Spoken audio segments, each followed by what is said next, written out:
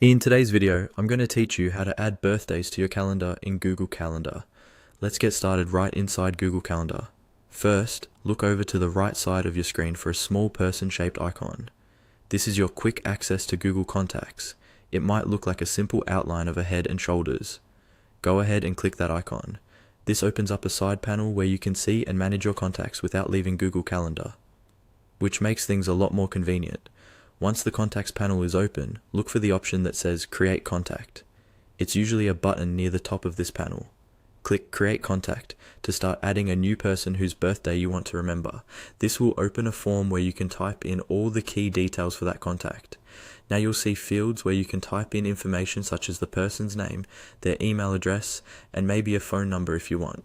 At a minimum, it's a good idea to add their full name so you can easily recognize who they are later in your calendar. Take a moment to fill in whatever details are useful to you.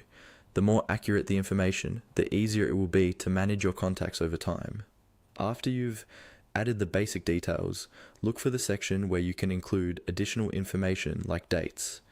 You should see an option to add a birthday. If it's not immediately visible, look for something like More Fields or a plus sign that lets you add extra information. Click that, then choose the birthday field. Now type in the person's birthday. Make sure you select the correct month, day, and year if you have it. Even if you don't know the exact year, you can still put the correct month and day so that Google Calendar can